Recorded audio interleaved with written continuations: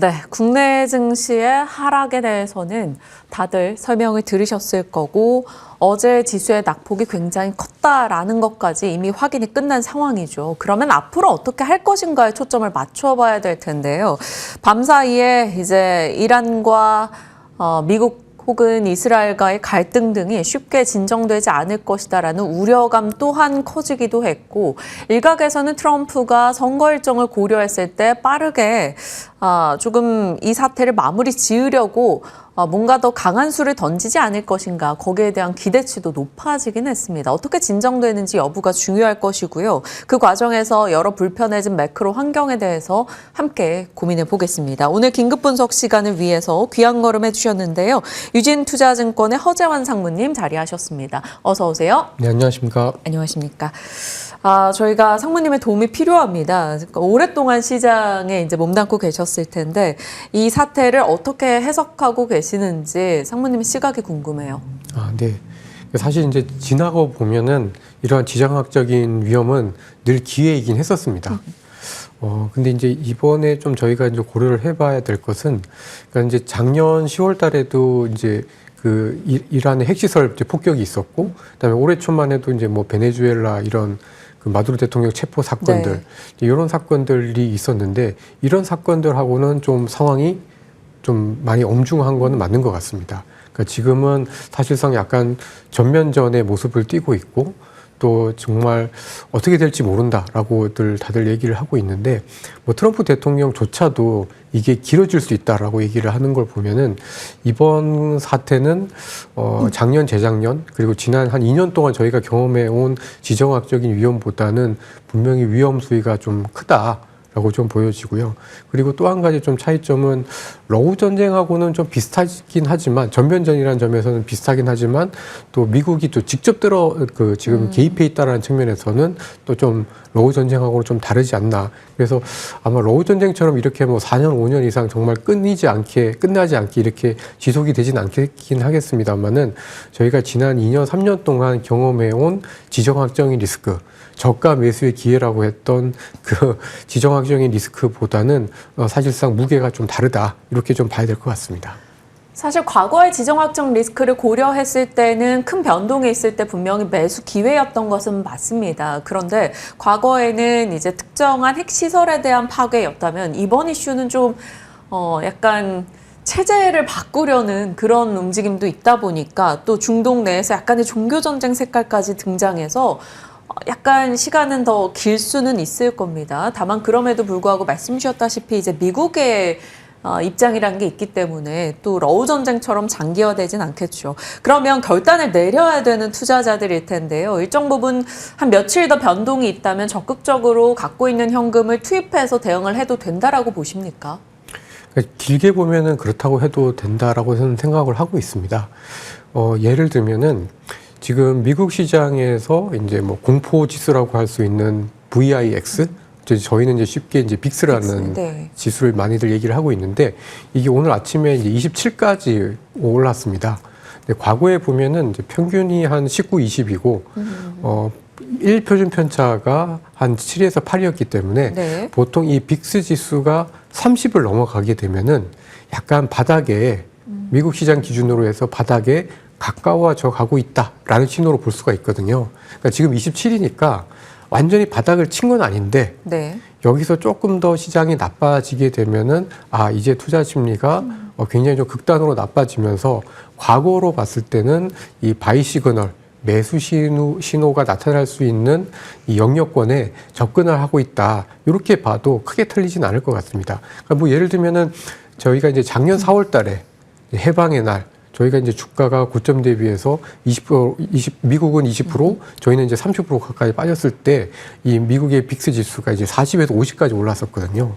그러니까 물론 여기서 더 오를 수는 있긴 합니다만은 이렇게 극단적으로 미국의 주식 시장의 변동성 지수가 30을 넘어서 40, 50 이렇게 가게 되면은 늘 그래도 매수의 기회는 나왔기 때문에 지금은 어떻게 보면 좀 점진적으로는 매수 시점에 조금씩은 다가가고 있다. 다만 이게 조금 더 악화가 될지 아니면 이번 주가 정말 저점일지 이 부분은 사실은 조금 더 지켜봐야 될 것 같습니다. 그러니까요. 뭐 명확한 타이밍은 지금 그 어느 누구도 알 수가 없겠습니다만 긴 시각 이후에 돌아봤을 때 지금 수준에 대해서는 타이밍 기회로 볼 수 있는 면도 분명히 있다라는 겁니다. 하지만 지금 뭐 저를 비롯한 모든 시장 참여자들은 단기적인 공포에 휩싸여 있긴 합니다. 많이 올랐기 때문에 조정이 있을 거라고 예상을 했지만 그 하루 사이에 낙폭이 뭐 개별 종목도 아니고 시가총액 1, 2위가 막 10%, 15, 애프터까지 하면 15%씩 빠지는 게 충격적이긴 하죠. 물론 이들이 올라갈 때 저희가 충분히 기뻐하긴 했지만 너무 이를 낙폭이 크지 않았나라는 생각도 들고요. 이런 식의 낙폭이 계속 이뤄지게 됐을 때 시장에서 반대 매매 우려, 공포도 분명 등장하게 될 것 같은데요. 어떻게 생각하시나요? 저는 이게 약간 그동안에 저희가 특히 이제 작년까지는 좀 덜했습니다만 올해 들어서 주가가 연초에 저희가 4,200이었습니다. 근데 지금 6,300까지 한 두 달 만에 이제 거의 2,000포인트가 네. 올라왔는데요. 그 과정에서 저희가 좀 물론 반도체 기업에 대한 실적 뭐 이런 것들도 다 좋은 호재이긴 했습니다만은 결국 돈의 힘이 굉장히 좀 컸지 않았나라고 보여집니다. 특히 이제 뭐 주식형 펀드라든지 이런 유동성의 힘이 굉장히 좀 컸는데 아무래도 이렇게 돈의 힘으로 이렇게 주가가 굉장히 가파르게 오르다 보니까 그 부분에서 나타나는 파급 효과가 생각보다는 굉장히 좀 컸지 않았나라고 좀 보여지고요. 결국 돈의 힘으로 주가가 올랐던 그리고 투자 심리가 약간씩 흥분하면서 올랐기 때문에 거기에 따른 반대 매매 내지는 충격이 훨씬 더 컸었던 걸로 좀 보여집니다. 그러면 앞으로를 어떻게 봐야 될까요? 지금 환율이 밤사 이제 야간 거래에서 1,500원 돌파를 하기도 했었는데요.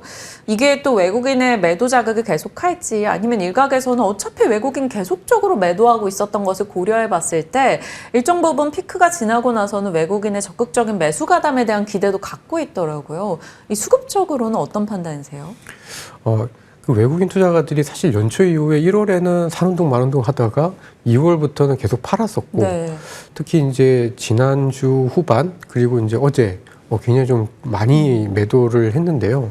좀 특이한 거는 외국인 투자가들의 저희 국내 주식시장에 대한 지분율로 보면은 사실은 그동안 계속 올랐고요.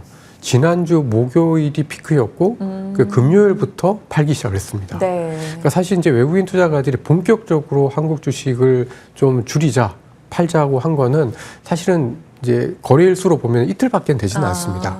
그래서 뭐 어제 오늘은 분명히 이 전쟁에 따른 위험을 회피하자라는 그런 쪽에서의 매도가 굉장히 좀 강력하게 나온 거는 맞고 그리고 아시겠지만 저희가 이 유가의 상승에 있어서는 글로벌하게 봤을 때 가장 취약한 나라이기 때문에 뭐 어쩔 수 없이 저희도 외국인들 입장에서 봤을 때는 분명히 좀 비중을 줄여야 되는 상황이다. 이렇게 좀 보여지는데요. 근데 그렇다고 해서 외국인 투자가들이 매도를 그동안 했던 거는 그러면은 약간 차익 실현 정도의 흐름이다라고 보면은 사실 외국인들의 지금 파는 거에 대해서 너무 저희가 이제 걱정할 필요는 없고 오히려 이제 저희가 조금 더 중요하게 봐야 될 거는 이렇게 시장이 흔들릴 때 계속해서 꾸준히 개인들의 순매수 내지는 ETF의 자금의 유입이 이어질 거냐라는 부분인 것 같습니다. 근데 아무래도 이렇게 주가가 급등한 이후에 이렇게 또 급락을 하게 되면은 사실은 주식시장으로의 자금이 오긴 오는데 오는 유입되는 속도가 약간 좀 멈칫할 수는 있거든요. 그러니까 그 부분에 있어서 사실 이제 수급의 공백이 저는 사실은 이제 어저께 주가 흐름에서 나타났었지 않았나라고 좀 보여집니다. 수급의 공백에 대한 우려. 그러네요. 사실 근데 지금 저가 매수하고자 하시는 분들도 사실 내부적인 이제 ETF를 통한 자금 유입 이런 것들이 시장을 받쳐줄 것이다라는 기대치가 굉장히 팽배한 상황이잖아요. 그래서 이러한 코스닥이 상대적으로 수급 측면에서 ETF 뭐 이런 모멘텀이 있어서 우위에 있다 이런 시각들도 있는데 여기에는 상무님 어떤 생각이세요?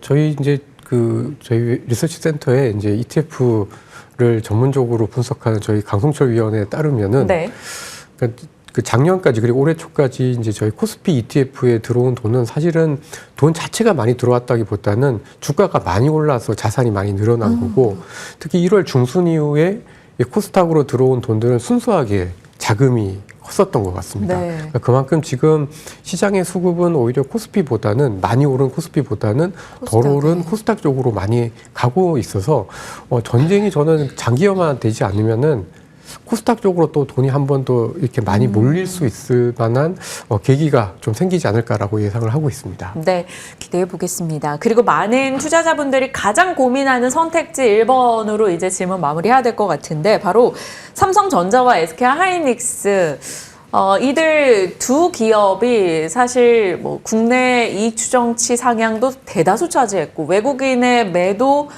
금액도 다 이쪽이었고요. 주가 상승도 지수 상승대 기여도도 거의 다 이쪽이었습니다. 그러니까 이들이 막 14%씩 빠지는 이 순간에 저가 매수하겠다라는 분들이 굉장히 많거든요. 지금 저가 매수 충분히 가능하다. 삼성전자, 하이닉스 지금 사도 된다라고 판단하십니까? 저는 가격으로 보면 아직까지는 좀 더 여유가 있어서 충분히 매수할 수 있다라고 생각을 좀 하고 있는데요. 근데 사실 이제 단기적으로 정말 이 전쟁이 얼마나 길어질지 정말 아무도 알 수는 없지만 전쟁이 정말 길어진다고 하면은 뭐 전쟁 나면 반도체고 뭐 전력이고 다 필요 없고 무기만 필요합니다. 그게 이제 어제 주식시장에 그대로 나타난 거고요. 그리고 사람들은 다 현금을 확보하려고 하다 보니까 이제 달러가 강했던 것 같고 그래서 사실은 이제 저가 매수는 맞되 이거를 당장의 어떤 큰 규모를 가지고 이렇게 저가를 매수를 하기보다는 예를 들어서 4주 동안의 어떤 전쟁이 난다라고 하면은 앞으로 분할 매수로 나누어서 조금씩 사면 적어도 올해 상반기에 매수가 완료가 되면 하반기에는 그래도 저희가 이게 늘어나는 것들을 좀 볼 수 있지 않을까라고 좀 기대를 하고 있습니다. 네, 편안하게 미래에 내가 지금 순간에 바라보듯이 대응하면서 좀 너무 조급하게 살피지 않아야 될 것 같습니다. 유진투자증권의 허재원 상무님과 시장에 대한 긴급 진단 내려봤습니다. 고맙습니다.